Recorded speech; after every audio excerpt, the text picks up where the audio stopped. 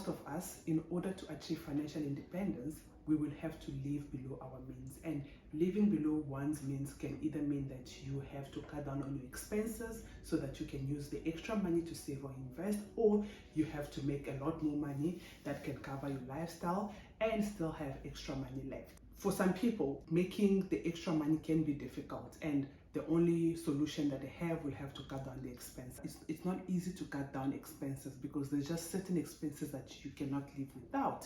So for that reason, I personally had to adopt a frugal lifestyle to help me cut down on my expenses so that I can save a lot more money. This happened when I was still paying off my debt, but then I ended up still living frugal even after I paid off my debt. And this is just working for me, and that is why today I'm going to share 5 habits that I adopted since becoming frugal that has helped me to actually save a lot more money. One thing that comes to mind when a lot of people hear the word frugality is just that it's boring, it means no fun, cutting down everything that is fun. However, as someone who used to be anti-frugal, I have came to learn that frugality is not about taking fun out of life.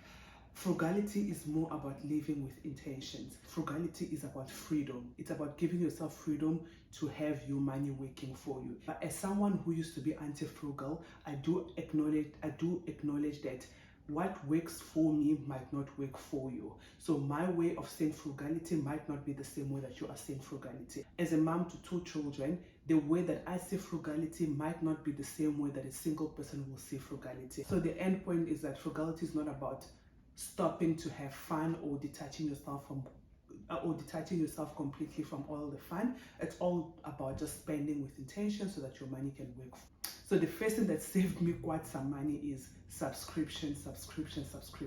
So as I was doing my research, I came across some statistics that in the US, an average person spends about $133 on subscriptions alone. Now the problem with this is that 44% of these people don't even know that they're spending this money on the subscription. Rather, they are not even using the subscriptions that they're paying for. But because we tend to be too lazy to make that phone call to cancel the subscription or to do the research on how to cancel that subscription, would rather just be like, it's just 10 rands or it's just 20 rands, whatever. When I used to be very irresponsible with my money, I did do that.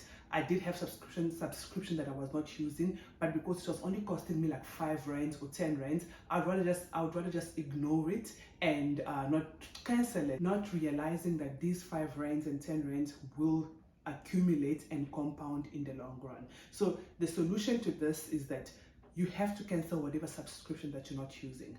And if you don't know, then check your bank statement. That's what I did. I was checking my bank statement to see exactly who's taking out money from my account, and then I made sure to follow up and cancel whatever that I wasn't using. And there are also some apps out there that you can use. If you have a lot of subscription, they can track all the subscriptions for you, whatever subscription that you have.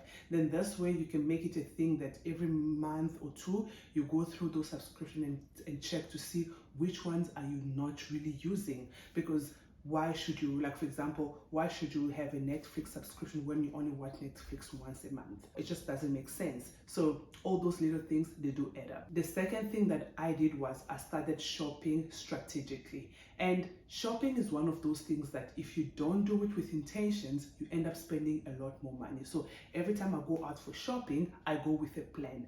I must have a plan, because if I don't have a plan, I will end up shopping like a crazy person, and that's what I used to do before. So now I have a plan, and when I go shopping, I have a list of what I need. That list helps me to stay focused to only buy what I needed. I try to shop local where possible, because imported stuff tends to be a little bit more expensive, and most of the time there isn't really much difference between imported and local.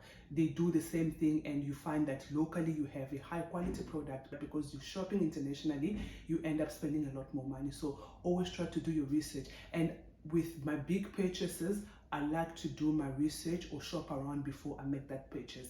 Also, this does come with a little bit of a disadvantage, because you end up spending some time doing all this research to shop around, but I do this for like big purchase. And also something that a lot of people don't use is coupons. And let's say reward cards, you have like a shop reward cards, and whenever you shop you get some points in your card. Make use of those points. They do come handy whenever you need them, so just don't look over on them. And then the third thing that my husband and I did when we were paying off our debts is not eat out. We did go eat out occasionally, and one thing that we realized was that eating out is actually a privilege.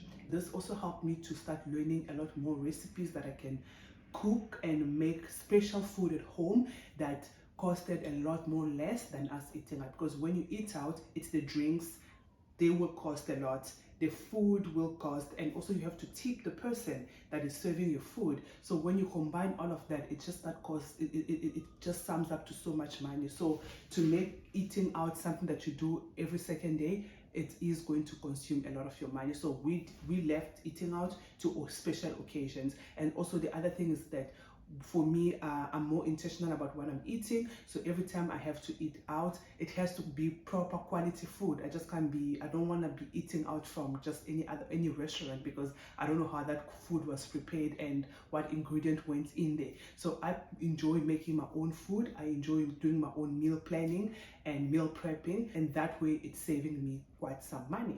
Another thing is that you need to stop being wasteful. I stopped being wasteful, and this can be with food, with energy, can be with anything. So with food, the problem is that when we buy things in bulk, especially fresh produce, we end up not using all of them and we throw them away. And when you buy them in bulk, you do spend a little bit more than what you would have spent if you had bought only what you needed. So I only buy bulk on items like groceries, things that don't go off quickly.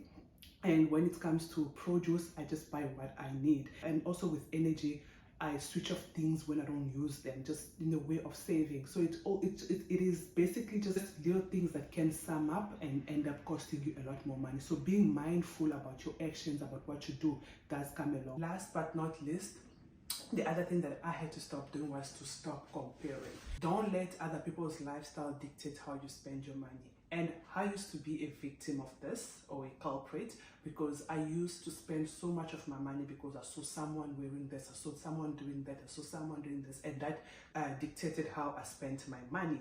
And I ended up spending so much money that I did not have to spend on things that I did not need. One of the rules from 12 Rules of Life by Jordan Peterson says that you should only compare yourself to who you were yesterday and not to what someone else is today. So a lot of things that we see people do is stuff that they've probably been working towards for some time, and now because we see that they have achieved this or they've done that, we also feel pressurized. We now feel pressurized into wanting to do the same thing. So comparing yourself will eat a large chunk amount of your money. And also this will not just affect your financial life, but it will also just affect your own personal, mental, spiritual life. Just do what you can and stay on your own lane. Those are the 5 habits that I adopted, and I've been living and I've been using this habit to my advantage to help me save a lot more money. I hope these can relate to you, and I hope you found them useful. And also, if you have some other frugal habit that you have done or have adopted, please share them with me in the comments so that we can all learn from each other. Thanks for watching. Bye.